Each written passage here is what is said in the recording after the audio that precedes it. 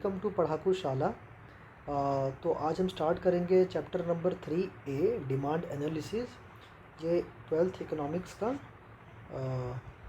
Chapter number 3 है ये। तो चलिए देखते हैं, स्टार्ट करते हैं। टॉपिक क्या है?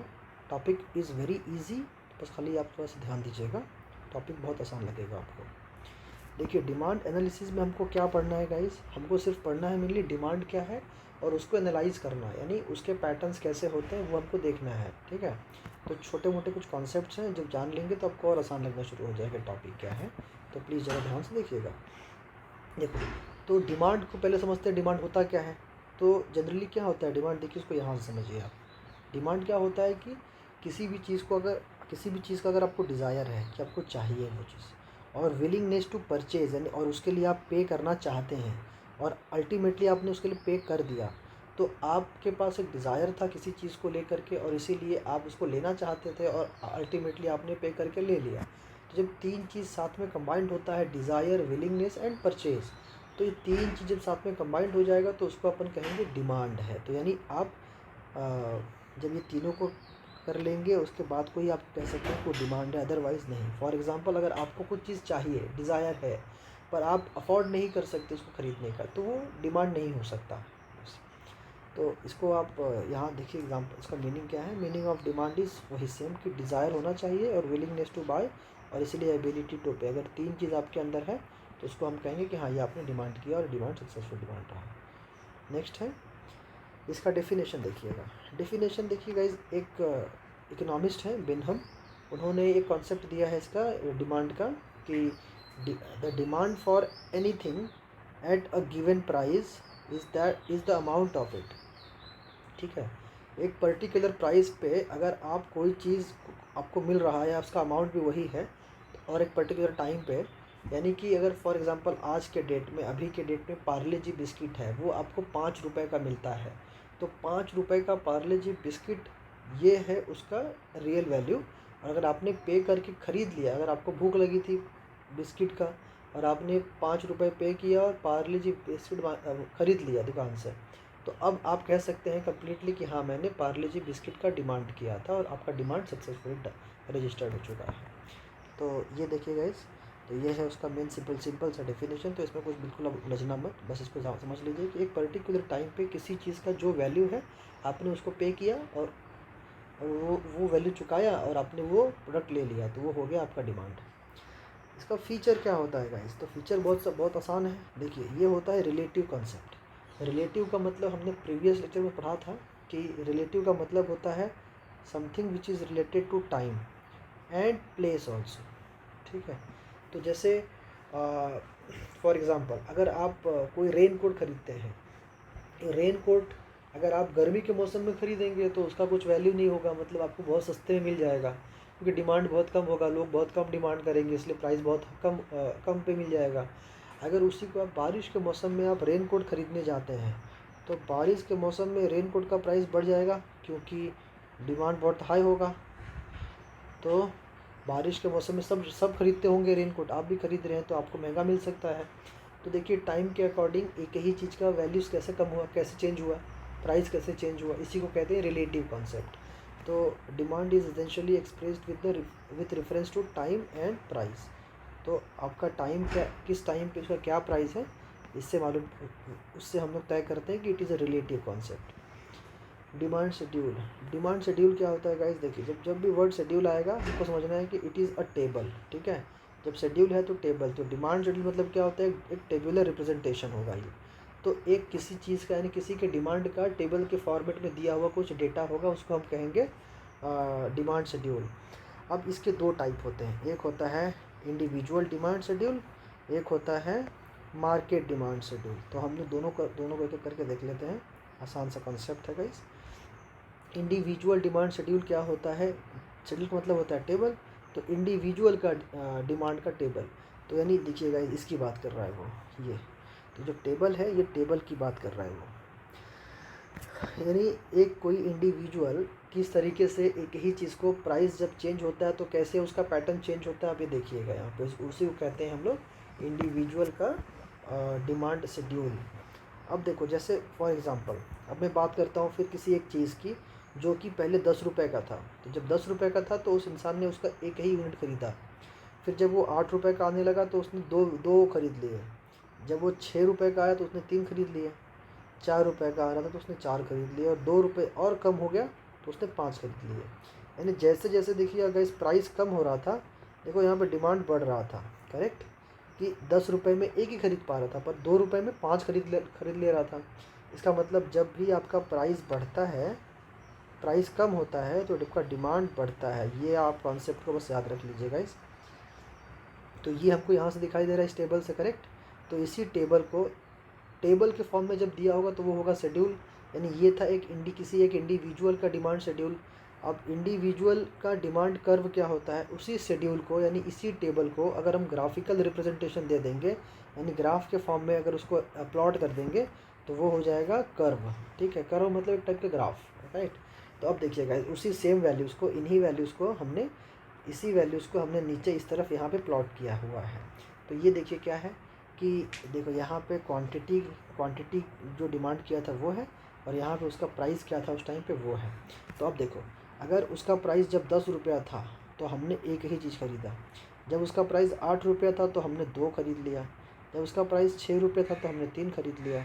जब उसका प्राइस 4 रुपया था तो हमने 4 खरीदा, और जब 2 रुपया हो गया था तो हमने 5 खरीद लिया। यानी 2 रुपये में हमने 5 खरीद लिया, जबकि 10 में हमने सिर्फ एक ही खरीदा था। तो ये बताता है कि जैसे जैसे प्राइस बढ़ रहा था वैसे वैसे आपका डिमांड कम हुआ। वो भी देखते हैं कैसे। देखो जब प्राइस आपका बढ़ रहा था तो जब प्राइस आपका 2 के बदले 4 हो गया तो आपने 2 में 5 खरीद रहे थे, 4 पे आपने सिर्फ 4 ही खरीदा। जैसे प्राइस 6 रुपया हो गया आपने और कम कर दिया क्वांटिटी, यानी प्राइस बढ़ा तो आपका डिमांड कम हुआ कि नहीं। वह जैसे अगर उसका प्राइस बढ़ के हो गया 8 रुपया तो आपने बोले यार अब तो मैं और कम खरीद पाऊँगा, तो आपसे दो ही उसके यूनिट खरीद पा रहे थे। और जब प्राइस उसका हो गया 10 रुपया तो आपने बोले कि यार बहुत महंगा है तो मैं सिर्फ एक ही खरीदता हूँ अभी फ़िलहाल के लिए। तो ये कहता है कि जैसे ही आपका प्राइस बढ़ता है, जैसे ही आपका प्राइस बढ़ेगा आपका डिमांड कम हो जाएगा। तो यही है वो कॉन्सेप्ट। या फिर उल्टा भी बोल सकते हैं, जब प्राइस कम होगा वाइस वर्सा तो डिमांड क्या हो जाएगा, बढ़ जाएगा।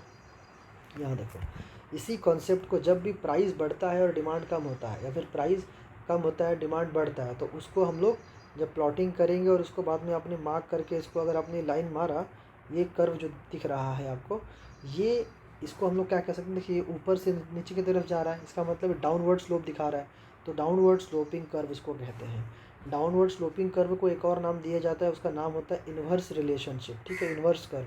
तो इन्वर्स का मतलब ये होता है कि इसके अंदर जो दो क्वांटिटी दी हुई है, यानी एक तो है क्वांटिटी दूसरा है प्राइस, ये दोनों क्वांटिटी एक दूसरे के इन्वर्सली प्रोपोर्शनल रहेंगे। यानी इसका मीनिंग ये होता है कि अगर एक बढ़ेगा तो दूसरा कम हो जाएगा। तो हमेशा इन्वर्सली का मतलब होता है एक का बढ़ना दूसरा अपने आप कम होना शुरू हो जाएगा, करेक्ट। तो ये आप ध्यान रखिएगा। अब जैसे एक टॉपिक था हमारा इंडिविजुअल का डिमांड शेड्यूल, और उसी को प्लॉट किया तो इंडिविजुअल का डिमांड कर्व मिल गया हमें। वैसे ही उसी का भाई है, ये है मार्केट का डिमांड शेड्यूल। तो मार्केट का क्या, यानी मार्केट में एक ही आदमी तो होते नहीं हैं, काफ़ी लोग होते हैं। तो जब काफ़ी लोग मिल करके कमोडिटीज़ को कंज्यूम करते हैं तो उनके पैटर्न को देखेंगे तो उसको हम लोग कहेंगे मार्केट डिमांड शेड्यूल। अब मार्केट डिमांड शेड्यूल देखो क्या होता है, जैसे मैंने आपको पहले कहा कि शेड्यूल का मतलब होता है टेबल। तो देखो यही है मार्केट डिमांड शेड्यूल, यानी ये टेबल जो है, ये टेबल बता रहा है कि मार्केट डिमांड शेड्यूल क्या है। यानी एक टाइप ऑफ डेटा को एक टेबल के फॉर्म में रखेंगे, उसको कहेंगे शेड्यूल। और मार्केट के अंदर जितने लोग कंजम्पशन कर रहे हैं उसके डेटा को अगर हम रखेंगे उसको कहेंगे मार्केट का डिमांड शेड्यूल। अब देखिए फॉर एग्जांपल ये है प्राइस और ये है उसके क्वांटिटीज़। तो ये है क्वांटिटी, ये है प्राइस। अब देखिए गाइस कि अगर जब वो चीज़ 10 रुपये का था तो 3 कंज्यूमर को यहाँ पे उसने लिया हुआ है। एक कंज्यूमर नंबर ए है, उसने अगर जब 10 रुपये था तो उसने 5 गुड खरीदे। जब वो बी ने उस टाइम पे 10 खरीदा और सी ने उस टाइम पे 15 खरीदे, तो तीनों ने मिल करके 5 + 10 + 15 कितना होता है, 30 होते हैं। तो तीनों ने मिल करके जब 10 रुपये का सामान था तो मार्केट से 30 गुड्स ले लिए।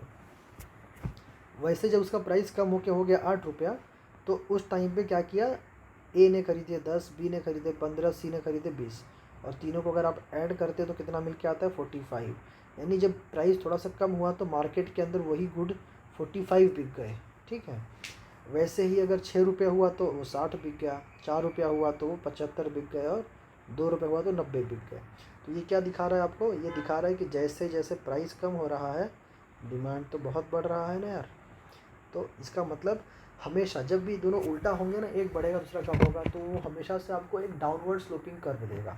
तो डाउनवर्ड स्लोपिंग कर्व, इसका भी जो कर्व बनेगा, यानी मार्केट डिमांड शेड्यूल को भी अगर हम लोग प्राइस और क्वांटिटी को, अगर हम लोग एवरेज क्वांटिटी को अगर हम लोग प्लॉट करते हैं, तो आप देखिए आपको वहाँ भी मार्केट का जो कर्व है वो क्या देगा, वो भी आपको देगा डाउनवर्ड स्लोपिंग कर्व ही देगा। तो डाउनवर्ड स्लोप, और डाउनवर्ड स्लोप को हम लोग और क्या कहते हैं? Inversely relation, inverse relationship, correct guys. तो ये आप वर्ड याद रख लीजिए। इन्वर्स का मतलब क्या होता है कि दोनों एक दूसरे के, यानी प्राइस और क्वांटिटी। तो जो प्राइस है वो इन्वर्सली प्रोपोर्शनल टू होगा क्वांटिटी के, यानी डिमांड के। क्वांटिटी यहाँ पे क्या है, डिमांड कर रहे हैं उस चीज़ का, वैसा। इसके बाद देखिए गाइस, तो आपको सिर्फ इतना ही जानना है कि मार्केट का डिमांड शेड्यूल क्या है, वो एक डेटा है, और उसको अपन प्लॉट करेंगे तो उसको हम लोग कहेंगे मार्केट का डिमांड कर्व। ठीक है, अब हम देखते हैं यहाँ से कि उसके रीज़न क्या होते हैं। अगर हम देख रहे हैं दोनों में, इंडिविजुअल में भी और मार्केट के अंदर भी, वो डाउनवर्ड स्लोपिंग कर्व है। तो डाउनवर्ड स्लोपिंग कर्व के रीज़न क्या होते हैं? तो हर रीज़न क्या होगा गाइस? देखो, रीज़न यही होगा कि जब प्राइस कम होगा तो डिमांड बढ़ेगा। हर एक का रीज़न यही होने वाला है। देखो कैसे, पहला है law of diminishing marginal utility. ये कहता है कि जब किसी चीज़ का प्राइस कम होता है तो आप क्या करते हो, उसका आप स्टॉक बना करके रख लेते हो ना। आप उस चीज़ को स्टॉक बना करके घर पे ख़रीद कर रख लेते हो। जब सस्ता है ना तो आप बोलते हो यार कि ये तो अब जैसे सोना है, अब सोना सस्ता होता है तो आप बहुत सारा सोना लेकर घर पे स्टॉक करके रख लेते हो। वैसे जैसे कांदा है या फिर प्याज है, तो जैसे ही अगर प्राइस कम होता है तब क्या करते हो आप, प्याज अब 10 किलो के बदले 20 किलो प्याज खरीद कर घर पे रख लेते हो कि आगे अगर प्राइस बढ़ जाए तो भी आप अफोर्ड कर पाओ। करेक्ट। तो और वैसे जब उल्टा क्या होता है, अगर प्राइस बढ़ गया तो आप बोलोगे यार बहुत महंगा है, तो या तो नहीं खरीदूंगा या तो बहुत कम खरीदूंगा। तो ये कॉन्सेप्ट क्या है, यही वही है कि आप डिमिनिशिंग मार्जिनल यूटिलिटी, जब प्राइस बढ़ जाता है तो आपका धीरे धीरे यूटिलिटी कम होता है, और अगर प्राइस कम हो जाता है तो आप स्टॉक करके उसकी यूटिलिटी बहुत बढ़ा देते हो, यानी वो चेंज होता रहता है। तो चेंज क्या है, ड्यू टू प्राइस है ना। तो ये है, जब प्राइस कम है तो आपका डिमांड बढ़ा रहे हो ना, तो इसका मतलब कि हमेशा से जब ये आएगा तो it will always going to give you downward sloping curve. ठीक है, यहाँ देखिए इनकम इफेक्ट। इनकम इफेक्ट क्या होता है, फॉर एग्जांपल आपके पास आपका इनकम 100 रुपये है। इनकम अगर आपका 100 रुपये है, और 100 रुपये में ही आप क्या करते हैं, आप 10 किलो चावल और 10 किलो दाल खरीद के, यही आपका टोटल कंजम्पशन है। अब ये होता है कि दाल और चावल का प्राइस कम हो जाता है, और अब आप 10 किलो राइस प्लस दाल दोनों आप 50 रुपये में ही खरीद लेते हो। तो अब क्या होगा, आपका इनकम अभी भी 100 रुपया ही है, लेकिन आपने 50 रुपये में ही पूरा सामान खरीद लिया है। तो आपके पास जो अमाउंट बचेगा, जो अमाउंट आपका बचेगा वो होगा अगेन 50 रुपया। यानी प्राइस कम हो गया था, जिसकी वजह से आपके पास उतने ही इनकम में भी पैसा और बच गया, तो जिसकी वजह से आपके पास अभी भी एक पॉसिबिलिटी ज़्यादा है, you have a more purchasing power now, कि आप इसके अलावा भी इस 50 रुपये से कुछ और भी खरीद सकते हैं, करेक्ट, और डिमांड कर सकते हैं। तो यही होता है इनकम कॉन्सेप्ट, कि अगर इनकम इफेक्ट क्या होता है, अगर आपका प्राइस, किसी चीज़ का प्राइस कम हो जाता है ना, तो आपका परचेजिंग पावर बढ़ जाता है, क्योंकि इसके पहले प्राइस कम होने की वजह से जो पहले आप जितना खरीदते थे आप उससे अधिक खरीद सकते हो। तो आपका परचेजिंग एबिलिटी पहले से और बेहतर हो गया है, तो उसी को हम लोग कहते हैं इनकम इफेक्ट। और जब भी ये होता है तो क्या होगा, क्योंकि प्राइस कम हुआ है तो प्राइस कम होगा, तो आप ये, नेक्स्ट है सब्स्टिट्यूशन इफेक्ट। ये क्या होता है गाइस, कि इसके अंदर दो गुड्स जो आपस में compete करते हैं, तो अगर किसी एक गुड का प्राइस बढ़ेगा तो दूसरे का अपने आप कम हो जाएगा। फॉर एग्ज़ाम्पल जैसे कॉफ़ी है और टी है, तो कॉफ़ी अगर मान लो महंगा है तो लोग क्या करेंगे, क्योंकि दोनों ही यूज़ होता है फॉर कैफ़ीन, तो लोग क्या करेंगे, कॉफ़ी को छोड़ करके टी पे शिफ्ट हो जाएंगे। तो कॉफ़ी का तो डिमांड कम हो गया प्राइस बढ़ने की वजह से, लेकिन टी का डिमांड बढ़ गया है। तो यानी जब प्राइस कहीं ना कहीं रिलेटिव टू कॉफ़ी कम हुआ तो टी का डिमांड इज़ इंक्रीजिंग। तो जब भी प्राइस कम हो रहा है और एक डिमांड बढ़ रहा है तो ये क्या देगा आपको, ये ऑलवेज देने वाला है आपको एक डाउनवर्ड स्लोपिंग कर्व। ठीक है, तो अगेन ये क्या कह रहा है कि डाउनवर्ड स्लोपिंग कर्व का रीज़न क्या है, सब्स्टिट्यूशन इफेक्ट। यानी कोई दो गुड्स जो आपस में compete करते हैं, जैसे यहाँ पे मैंने एग्जांपल आपको दिया है कॉफ़ी का और टी का। वैसे ही एग्जांपल हो सकता है आपका जैगरी का और शुगर का। तो जैगरी और शुगर में मान लो अगर शुगर का रेट बढ़ गया है तो आप क्या करोगे, आप शुगर की जगह पे जैगरी यूज़ करना शुरू कर दोगे, क्योंकि हमें तो सिर्फ मीठा होने से मतलब है। अगर वो मीठा गुड़ से भी हो सकता है तो हम सस्ते में काम अपना कर लेंगे, है ना। तो यानी कि आपका गुड़ का जो प्राइस है, गुड़ यानी जो जैगरी है उसका जो प्राइस है वो बढ़ेगा, उसका डिमांड बढ़ेगा, क्योंकि प्राइस उसका कम है चीनी के कंपेयर में। अगर गुड़ का प्राइस कम है तो आप गुड़ ज़्यादा डिमांड करोगे, चीनी कम डिमांड करोगे, तो गुड़ का डिमांड तो बढ़ गया प्राइस रिलेटिवली कम होने की वजह से। तो अगेन क्या कॉन्सेप्ट बना कि क्योंकि प्राइस कम था इसीलिए टी का या फिर गुड़ का डिमांड बढ़ जाता है। तो जब भी एक का प्राइस कम होता है इसीलिए दूसरे का डिमांड बढ़ जाता है ना, तो उसको हम लोग कहते हैं सब्स्टिट्यूशन इफेक्ट गाइस। आसान सा कॉन्सेप्ट है, समझिएगा इसको भी। नेक्स्ट है मल्टीपर्पज़ यूजेज। अब मल्टीपर्पज़ यूज़ क्या होता है गाइस, देखो जैसे इलेक्ट्रिसिटी एग्जांपल यहाँ लिखा है मैंने, इलेक्ट्रिसिटी। तो इलेक्ट्रिसिटी में क्या होता है कि आप इलेक्ट्रिसिटी का यूज़ करके आप TV, AC, fan, cooler, Motors, laptop या फ़ोन चार्जिंग एवरीथिंग, आप ये सब चीज़ यूज़ करते हो बाय यूजिंग इलेक्ट्रिसिटी, ठीक है। तो अगर इलेक्ट्रिसिटी का प्राइस कम होगा तो आप क्या सोचोगे, आप बोलोगे यार अब अगर मैं इसके अंदर एक और गुड्स ऐड कर दूँ ना यूज़ करने के, तो भी मुझे कुछ नुकसान नहीं है, करेक्ट। यानी आप और डिमांड इंक्रीज़ कर जाओगे। तो ये होता है कि मल्टीपर्पज़ यूज़ की एक चीज़ के बेसिस पे बाकी जो डिपेंडेंट चीज़ें हैं आप अगर वो इस्तेमाल करते हो, और अगर मेन सोर्स का अगर प्राइस कम होता है तो आप डिपेंडेंट चीज़ें और बढ़ा दोगे, उसका प्राइस उसका डिमांड और एक्स्ट्रा करोगे, ठीक है।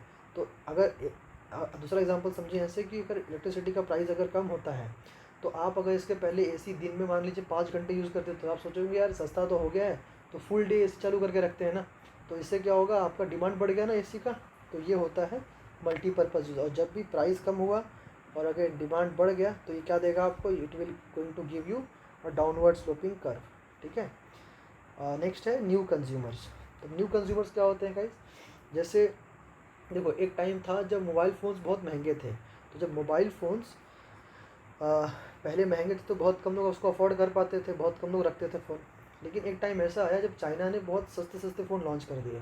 फिर अब ऐसे लोग भी मोबाइल ख़रीद पाते हैं जो कि पैसे बहुत कम रखते हैं अपने पास, तब भी वो उतने पैसे में मोबाइल ख़रीद लेते हैं।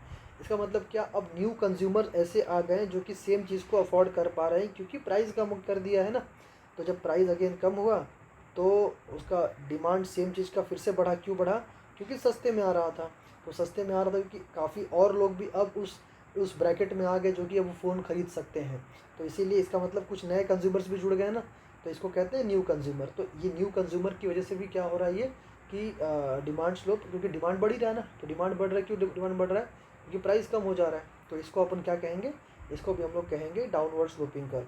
तो आप देखिएगा गाइस ये 5 रीज़न है कि एक law of diminishing marginal utility, income effect, substitution effect, multipurpose use और न्यू कंज्यूमर्स। तो ये 5 ऐसे रीज़न है जिसके वजह से हम कह सकते हैं कि हाँ देयरफॉर डाउनवर्ड स्लोपिंग, जो डिमांड का शेड्यूल होता है, जो डिमांड होता है वो डाउनवर्ड स्लोपिंग का शो करता है। और इसके बाद हम देखते हैं टाइप ऑफ डिमांड क्या होता है। तो टाइप ऑफ डिमांड क्या होता है गाइस कि जैसे इसके 5 टाइप हैं। ये 5 टाइप क्या क्या है देखिए। फर्स्ट है डायरेक्ट डिमांड। अब डायरेक्ट डिमांड क्या होता है यार, कि जैसे हम कोई भी चीज़ जो मार्केट से लेकर के आएँ और उसको हम लोग डायरेक्टली कंज्यूम कर दें, ठीक है। दे सर्व डायरेक्ट फॉर कंजम्पशन। तो जैसे अगर हम लोग ज़ोमैटो से कुछ ख़रीद के लेके आ रहे हैं, तो ज़ोमैटो से अगर मान लो आप पिज़्ज़ा मंगा रहे हो तो पिज़्ज़ा क्या करोगे, आप डायरेक्टली खाओगे ना।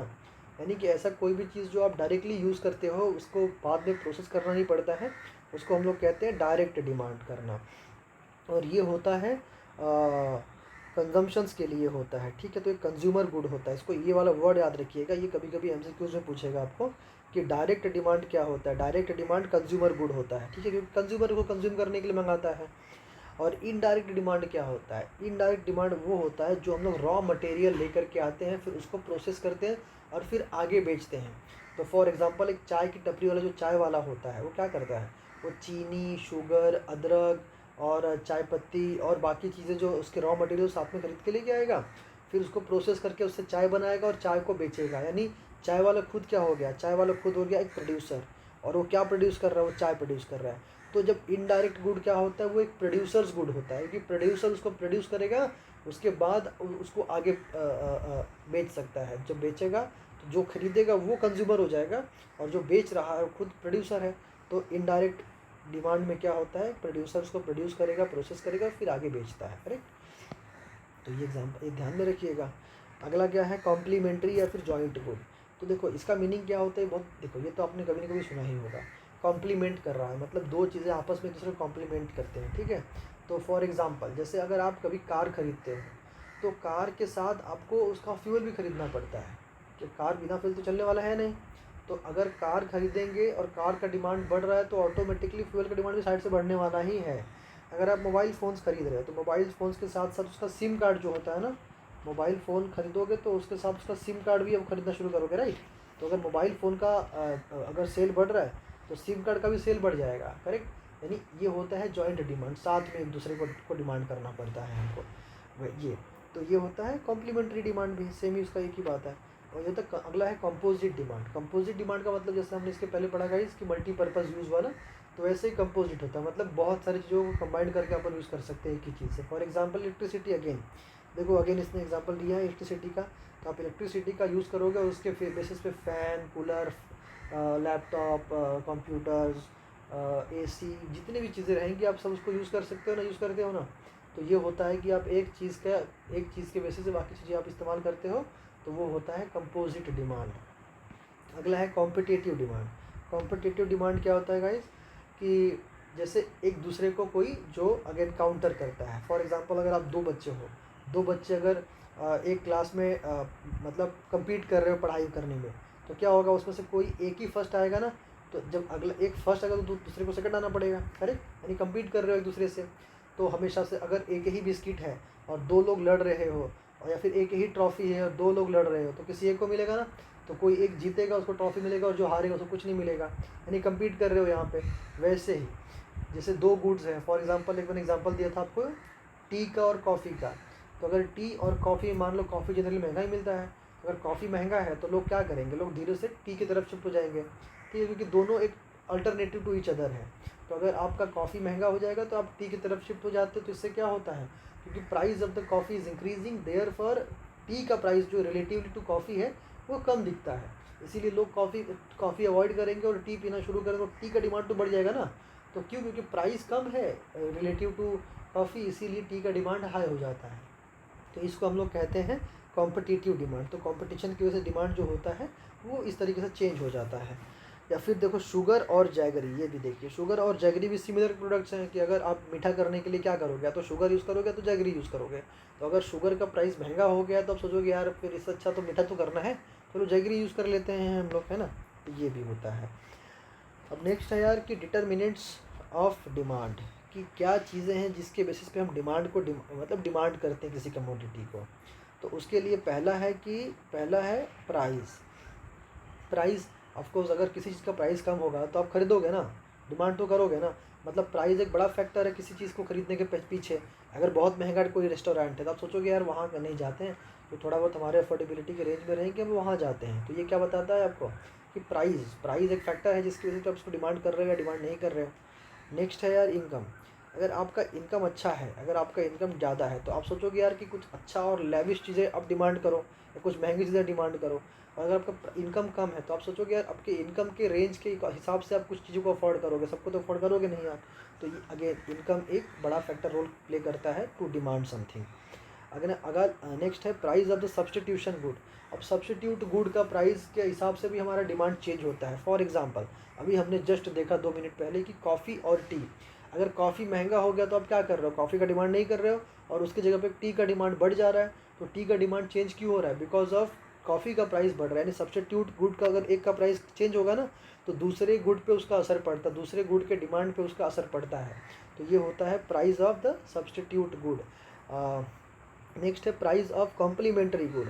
अब कॉम्प्लीमेंट्री गुड में अगेन अगर फॉर एग्जांपल अगर आपके व्हीकल्स, अगर आपका कार अगर ये महंगा होता है तो आप क्या करोगे, अगर कार महंगा हो रहा है तो आप सोचोगे कि यार ठीक है फिर हम नहीं, अगर मान लो आपका पेट्रोल महंगा हो रहा है तो आप सोचोगे यार कि इतना महंगा हो गया, इनकेस अगर कार खरीद भी लिया तो उसके ऊपर खर्चा और बढ़ जाने वाला है, तो आप कुछ टाइम के लिए रुक जाते हो या अवॉइड करते हो टू डिमांड, करेक्ट। तो कभी कभी एक कॉम्प्लीमेंट्री गुड्स जो होते हैं उसमें किसी एक का प्राइस अगर हाई होता है तो आप दूसरा अपने आप ही उसका प्राइस मतलब उसका डिमांड कम हो जाता है, क्योंकि आप एक जब फर्स्ट वाला खरीदोगे ही नहीं तो सेकंड वाले को यूज़ कैसे करोगे आप, करेक्ट। तो अगर कार खरीदोगे ही नहीं तो आप पेट्रोल कैसे यूज़ करोगे, तो इसीलिए डिमांड कहीं ना कहीं चेंज हो जाता है। तो ये कॉम्प्लीमेंट्री गुड्स का प्राइस में चेंज आने की वजह से मतलब प्राइस एक बड़ा फैक्टर तो डेफिनेटली हमेशा से होता है। नेचर ऑफ प्रोडक्ट, अब नेचर ऑफ प्रोडक्ट में क्या होता है, फॉर एग्जांपल अगर आप मान लो गरीब हो चाहे अमीर हो चाहे जो भी हो, अगर आप बीमार पड़ते हो तो आप नो मैटर व्हाट आपको मेडिसिन तो चाहिए ही होगा। तो आप किसी भी सिचुएशन में रहो, अगर आपको बीमार पड़ोगे तो आप मेडिसिन खरीदोगे। लेकिन अगर आप बीमार ही नहीं पड़ोगे तो क्या आप एक्स्ट्रा मेडिसिन खरीद करके उसकी डिमांड करते हो, क्या नहीं करते हो। तो नेचर ऑफ प्रोडक्ट क्या है उस पर मैटर करता है कि उसका डिमांड कैसे रहेगा। अगर वो मेडिसिनल प्रोडक्ट है तो आप उसका अपने ज़रूरत के हिसाब से उसका डिमांड करोगे, अदरवाइज़ नहीं करोगे ऐसे। तो इसके अंदर प्राइस का मैटर करता है देन उसका इफेक्ट, कि अगर आपको बीमार हो तो आप उसका प्राइस कितना है आप नहीं देखते हो, आपको खरीदना ही होता है। नेक्स्ट है size of population. Size of population again, अगर देखो ज़्यादा लोग रहेंगे तो ज़्यादा डिमांड होने वाला है, ये तो बहुत सिंपल सी बात है ना। अगर 10 लोग होंगे तो 10 को भूख तो लगती है ना यार, तो 10 के 10 चावल दाल आटे के लिए डिमांड तो करेंगे ही ना। तो जैसे पॉपुलेशन बढ़ेगा वैसे उन चीज़ों का डिमांड भी तो बढ़ना ही है। तो अगेन तो पॉपुलेशन के साइज़ के हिसाब से भी डिमांड मैटर करता है, डिमांड चेंज होता है, तो ये अगेन एक फैक्टर है। एक्सपेक्टेशंस अबाउट द फ्यूचर का प्राइस, तो फॉर एग्जांपल जैसे हम लोग कभी कभी सोना खरीदने जाते हैं तो हम देखते हैं कि यार अभी अगर सोने का प्राइस गिर गया है, सोने का रेट अगर गिरा है तो हम सोचते हैं कि यार हम खरीद लेते हैं कि फ्यूचर में इसका प्राइस बढ़ेगा तो हमको और फ़ायदा होगा, ये सोच के हम खरीदते हैं। या कभी कभी ये सोचते हैं कि यार फ्यूचर में इसका प्राइस कम हो जाएगा तो हम इसलिए अभी नहीं खरीदेंगे, अभी रुक जाते हैं, ठीक है। तो ये एक्सपेक्टेशंस अबाउट द फ्यूचर के हिसाब से भी हम लोग बहुत बड़ा डिमांड करते हैं। डिमांड का पैटर्न फ्यूचर के प्राइस चेंज होने के अकॉर्डिंग भी हम चेंज कर लेते हैं, करेक्ट। तो अगला है एडवर्टीज़मेंट। एडवर्टीज़मेंट भी एक रोल प्ले करता है डिमांड करने के लिए। फॉर एग्जांपल जैसे हम लोगों के पास हम लोगों ने हम एक टूथपेस्ट यूज़ करते हैं, लेकिन फिर हमने क्या देखा, हमने एक ऐड देखा, उस ऐड में दंत कांति या फिर कोई कोलगेट या बबूल ऐसा कोई दूसरे अगर टूथपेस्ट आ रहे हैं तो हम जो यूज़ करते हैं हम सोचते हैं कि यार इसके अलावा जो ये दिखा रहा है इसके अंदर कुछ अच्छे अच्छे प्रॉपर्टीज बता रहा है तो एक बार इसको ट्राई देते हैं। तो कई बार हम उस एडवर्टीज़मेंट को देख करके हम लोगों के मन में एक आशा जगती है कि यार इसको छोड़ करके हम लोग इसको रिप्लेस करते हैं, तो उस बेसिस पे भी हम डिमांड अलग कर लेते हैं कि नहीं। तो ये होता है। तो again advertisement play a good role to demand. Taste habit and fashion, again अगर आपका टेस्ट कैसा है, आप अगर जैसे आपको मैगी पसंद है तो आप मैगी, क्योंकि आपका एक टेस्ट उसका अच्छा लगता है इसीलिए आप सोचोगे कि यार मैं खरीदता हूँ खा लेता हूँ, करेक्ट। वैसे ही आपको चाय पसंद है तो आप क्या करेंगे, आपका वो चाय और एक आपका हैबिट है चाय पीने का हर दिन में 2 बार, तो आपके हैबिट की वजह से भी और उसका टेस्ट आपको अच्छा लगता होगा इसकी वजह से भी आप जाते हो। या फैशन आपको अच्छा लगता है, कोई ऐसा कपड़े अच्छे जीन्स पहनने, चाहे कुछ जो नए ट्रेंड्स होते हैं वो ट्रेंड्स के हिसाब से आपको चेंज होना अच्छा लगता है, तो उस हिसाब से आप फैशन के अकॉर्डिंग अपना डिमांड चेंज करते रहते हैं, करेक्ट। तो ये होता है टेस्ट हैबिट और फैशन के बेसिस पे भी आप डिमांड को चेंज करते हो। अगला है लेवल ऑफ टैक्सेशन। अगर मान लो किसी चीज़ पे हाई टैक्स है तो कम लोग देखते हैं, अगर किसी चीज़ पे कम टैक्स है तो ज़्यादा लोग उसको यूज़ करते हैं। तो वैसे ही अगर क्योंकि अगर हाई टैक्स मतलब प्राइस हाई हो जाएगा, प्राइस हाई हो तो कम लोग खरीदेंगे, कम डिमांड करेंगे। अगर वैसे प्राइस कम है यानी टैक्स कम है तो प्राइस कम हो जाएगा, ज़्यादा लोग उसको डिमांड कर लेंगे। तो अगेन लेवल ऑफ टैक्सेशन के बेसिस पे भी लोगों का डिमांड चेंज होता है। उसके अलावा कुछ और फैक्टर्स होते हैं जैसे फॉर एग्जांपल क्लाइमेटिक कंडीशन। जैसे मैंने कहा अब अगर ठंडी के मौसम में लोगों को तो मोटे कपड़े पसंद होंगे ना, तो मोटे कपड़ों का जो डिमांड है वहाँ बढ़ जाएगा, करेक्ट। तो क्लाइमेट के हिसाब से चीज़ों का आप डिमांड करते हो। Changes in the technology, again जैसे कैमरे वाला फ़ोन, तो अब जैसे अगर अभी पहले आपके पास डब्बे वाला फ़ोन था, फिर नया टेक्नोलॉजी आपने बोला कि यार ये अच्छा कैमरा है और अच्छा कैमरा चलो इसको खरीदते हैं, तो अब कोई टेक्नोलॉजी आपने अपना भी डिमांड चेंज किया ना। जैसे गवर्नमेंट की पॉलिसी, अब गवर्नमेंट की पॉलिसी किसी चीज़ को लेकर के ऐसा है कि मतलब उसके ऊपर कम टैक्स लगा के दे रही, तो आप सोचोगे यार ये तो अच्छा चीज़ है इसको खरीदना चाहिए, वैसे सोच के मतलब कम सस्ता है तो हम अफोर्ड करें तो खरीद लेना चाहिए। वैसे कस्टम्स एंड ट्रेडिशन, तो बहुत बारी हम लोग क्या करते हैं कि हम लोगों का जो कल्चर है, जैसे दीपावली में हमारे पास हम दिया खरीदते हैं। तो दिया क्यों खरीदते हैं, क्योंकि दीपावली में हमारा एक कल्चर है, हमारा एक ट्रेडिशन है, तो हम सोचते हैं कि यार वो हमारा एक ट्रेडिशन का पार्ट है, उसको हमको फॉलो करना है, इसीलिए हम लोग उसका डिमांड बढ़ जाता है ना।